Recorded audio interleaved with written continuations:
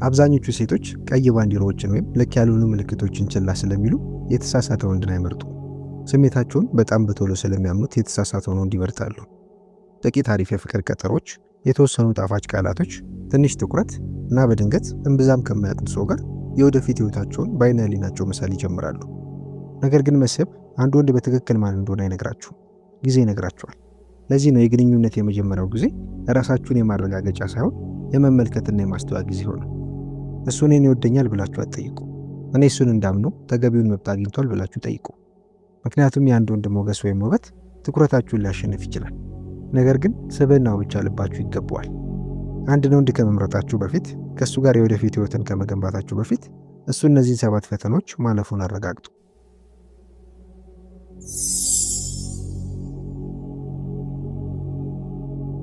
1. የወጥነት ፈተና። ማንኛውም ሰው መጀመሪያ ላይ ሊያስደንቃችሁ ይችላል። ማንኛውም ሰው በጣም አሪፍ የመጀመሪያ የፍቅር ቀጠሮ ማድረግ ይችላል። ማንኛውም ሰው ለጥቂት ሳምንታት ጣፋጭ ቴክስቶችን መላክ ይችላል። ማንኛውም ሰው በዓለም ላይ ብቸኛዋ ሴት እንደሆናችሁ እንዲሰማችሁ ሊያደርግ ይችላል። መጀመሪያው ቀላል ነው፣ ወጥነት ከባድ ነው። ለዚህ ነው ይሄ የመጀመሪያው ፈተና የሆነው። ራሳችሁን ጠይቁ። እሱ እንደሚገኝ ሲናገር ይገኛል? እንደሚደውል ቃል ሲገባ ይደውላል? ትኩረታችሁን እንዳገኘ ካወቀ በኋላ ጥረቱ ተመሳሳይ ሆኖ ይቆያል ወይስ ሁሉም ነገር ቀስ በቀስ ይጠፋል? ብዙ ሴቶች ከስርዓተ ሁኔታዎች ይልቅ በእምቅ ችሎታ በፍቅር ይወድቃሉ። በሌላ አባባል አንድ ሰው በጊዜ ሂደት በወጥነት ከሚያሳየው ባህሪ ይልቅ ባልተሟለው ቃል ኪዳን ወይም በበቂ ጊዜ እሱ በመጨረሻ ይነሳሳል፣ ፍላጎቴን ያሟላል በሚል ተስፋ በፍቅር ይወድቃሉ። አንድ የፍቅር ሳምንት እሱ የተለየ እንደሆነ ማረጋገጫ ይሆናል። አንድ ስሜታዊ ውይይት እሱ ቁም ነገር እንዳለው ማረጋገጫ ይሆናል። አንድ ሐሳቢ ስጦታ እሱ በጥልቅ እንደሚያስብና እንደሚጨነቅ ማረጋገጫ ይሆናል። ነገር ግን ሰዎች ስብዕናቸውን በተናጠል ጊዜያት አይገልጹ፣ በተደጋገሙ ባህሪያት ይገልጻሉ። ማንኛውም ሰው ጥሩ ቀን ሊኖረው ይችላል። ነገር ግን ስብዕና በተለመዱ ቀናት የሚፈጠረው ነው። እሱ እናንተን ለማሸነፍ በሚሞክር ጊዜ በትኩረት የሚገኝ መሆን ቀላል ነው። ከዚያ በኋላ ምን ይፈጠራል? አሁንም ለእናንተ ጊዜ ይሰጣችኋል። አሁንም ስለ እናንተ ያጣራል። አሁንም አስፈላጊ እንደሆናችሁ እንዲሰማችሁ ያደርጋል። ምክንያቱም ወጥነት እምነትን ይገነባል። ወጥ አለመሆን ጭንቀትን ይፈጥራል እና ፍቅር ያለማቋረጥ የት እንደቆማችሁ እንድትጠይቁ በፍጹም ሊያደርጋችሁ አይገባም። ሁልጊዜ እናንተ እሱ ለምን በዚህ ሳምንት የተለየ እንደሆነ የምትጠይቁ ከሆነ ያ ቀድሞውኑ መልስ ነው። ከእናንተ ጋር የእውነት የወደፊት ህይወትን የሚፈልጉ ወንድ ከሁለት የተለያዩ ሰዎች ጋር እንደምትገናኙ እንዲሰማችሁ ያደርጋችሁ። 2. የአክብሮት ፈተና። አክብሮት ሁሉም ነገር በጥሩ ሁኔታ ሲሄድ አይፈተንም። ማንኛውም ሰው ነገሮች በሚፈልገው መንገድ ሲሄዱ ትሁት መሆን ይችላል። እውነተኛው ፈተና የሚመጣው በማይሄዱበት ጊዜ ነው። እናንተ በማትስማሙ ጊዜ ምን ይፈጠራል? አይሁንም በምትሏቸው ጊዜ ምን ይፈጠራል? ገደቦችን በምታስቀምጡ ጊዜ ምን ይፈጠራል? እሱ ያዳምጣል ወይስ ግትር ይሆናል? የእናንተን አመለካከት ለመረዳት ይሞክራል ወይስ ገደብ ስላላችሁ ስላልተስማማችሁ የጥፋተኝነት ስሜት እንዲሰማችሁ ያደርጋል? ይህ አብዛኞቹ ሴቶች ከሚገነዘቡት በላይ በጣም አስፈላጊ ነው። ምክንያቱም አለመከበር እምብዛም በትልቅ ነገር አይጀምርም፣ በትንሽ ነገር ይጀምራል። ስትናገሩ ያቋርጣችኋል፣ በስሜቶቻችሁ ላይ ያፌዛል፣ በዋጋችሁ ላይ ይቀልዳል፣ ስጋቶቻችሁን ይተዋችኋል፣ ራሳችሁን ስትገልጹ አይኖቹን ያሽከረክራል። እና የትኞቹም እነዚህ ነገሮች በራሳቸው ከባድ ነገር ስለማይመስሉ ብዙ ሴቶችን ላይ ይሏቸዋል። ከወራቶች በኋላ በአጋጣሚ የተከሰቱ ሳይሆኑ ማስጠንቀቂያዎች እንደነበሩ እስኪገነዘቡ ድረስ። ሊታወስ የሚገባው ነገር ይሄ ነው። የሚያከብራችሁ ወንድ ስሜታችሁ የማይመች እንደሆነ እንዲሰማችሁ ያደርጋል። ሁልጊዜ ከእናንተ ጋር ላይስማማ ይችላል። ነገር ግን እውነተኛ በመሆናችሁ በአቀኝነት በመናገራችሁ አይቀጣችሁ እና ሁልጊዜ በእንቁላል ቅርፊቶች ላይ የተራመዳችሁ እንደሆነ ከተሰማችሁ፣ አንድ አለመግባባት ወደ ግጭት እንደሚለወጥ ከፈራችሁ፣ ያ አክብሮት አይደለም፣ ያ ስሜት ያለመረጋጋት ነው። የአንድን ሰው ጥሩ መሆን እናንተን የሚያከብር ሰው ከመሆን ጋር በፍጹም አታምታቱ። ጥሩነት ቀላል ነው። አክብሮት ህይወት ምቾት በማትሰጥ ጊዜ ይገለጣል። 3. የተጠያቂነት ፈተና። ማንም ሰው ፍጹም አይደለም። እናንተ አይደላችሁም፣ እሱ አይደለም። ስህተቶች ይፈጠራሉ። ጥያቄው እሱ ስህተት ሰርቷል የሚለው ሳይሆን እነሱን ከሰራ በኋላ ምንድን ነው የሚያደርገው የሚለው ነው። ሲሳሳት አምኖ መቀበል ይችላል፣ ግን አንቺ የሚል ነገር ሳይጨምር ይቅርታን መጠየቅ ይችላል። ልጅነቱን፣ ጭንቀቱን፣ ስራውን፣ የቀድሞ ፍቅሩን ወይም ከራሱ በስተቀር ማንኛውንም ሰው ተወቃሽ ሳያደርግ ኃላፊነትን መውሰድ ይችላል። እዚህ ጋር ትኩረት አድርጉ። ምክንያቱም ተጠያቂነት ጤናማ ግንኙነትን ከሚያሳዩ ጠንካራ አመልካቾች አንዱ ነው። ስህተቱን አምኖ የሚቀበል ወንድ ማደግ ይችላል። ኃላፊነትን የማይቀበል ወንድ ብዙውን ጊዜ ይደጋግማቸዋል። አንዳንድ ሰዎች ለሁሉም ነገር ሰበብ አላቸው። ካረፈዱ የመንገድ መጨናነቅ ነው። ስሜታችሁን ከጎዱ እናንተ በጣም ሰስ ናችሁ። ቃላቸውን ካጠፉ እናንተ ከመጠን በላይ ይጠብቃችኋል።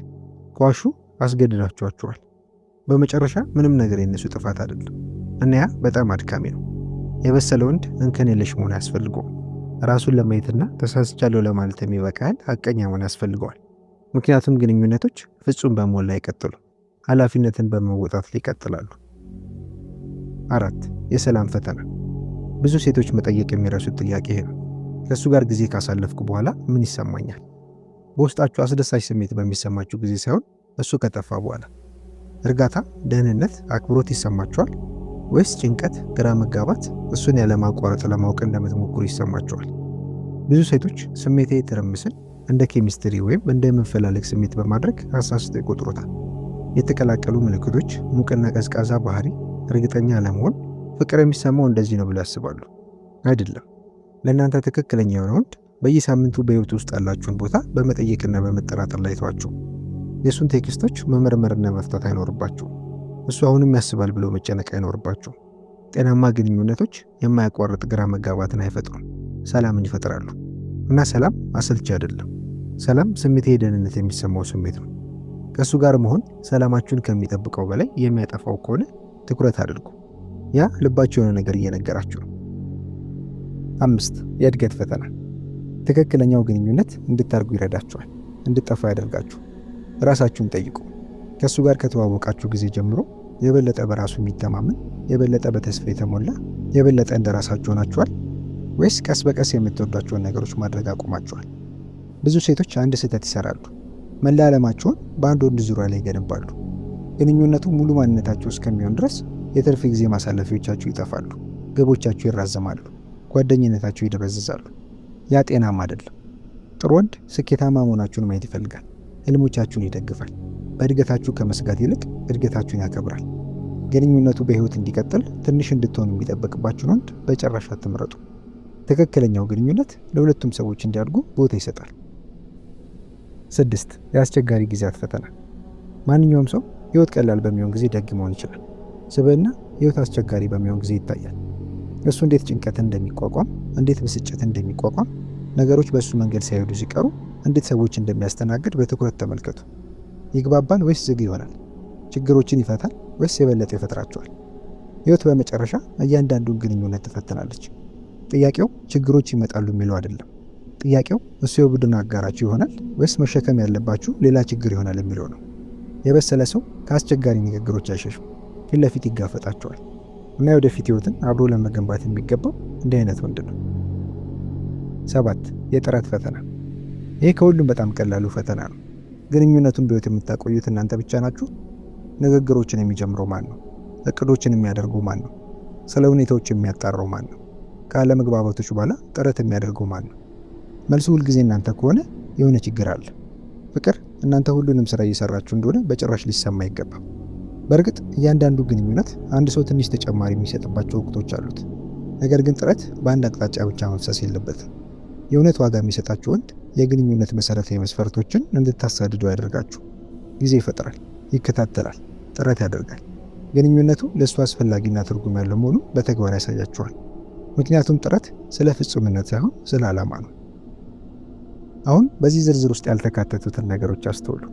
የእሱ መልክ፣ የእሱ ገንዘብ፣ ማራኪነቱ፣ በራስ መተማመኑ። እነዚህ ነገሮች እናንተን ሊስቧችሁ ይችላሉ። ነገር ግን እሱ ጥሩ ህይወት አጋር ስለመሆኑ ዋስትና አይሆንም። ስብዕና ይሆናል፣ ወጥነት ይሆናል፣ አክብሮት ይሆናል፣ ተጠያቂነት ይሆናል፣ ሰላም ይሆናል፣ እድገት ይሆናል፣ ጥረት ይሆናል። እነዚህ የመጀመሪያው ደስታ ስሜት ሲደበዝዝ ለረጅም ጊዜ ልባችሁን የሚጠብቁት ባህሪያት ናቸው። ስለዚህ እንዴት እሱን እኔ እንዲመርጠኝ አድርጎ ብላችሁ መጠየቅ አቁሙ። ከዛ የተሻለ ጥያቄ ጠይቁ። እሱን ለመምረጥ የሚያበቃኝን ያህል በቂ ነገር አሳይቶኛል?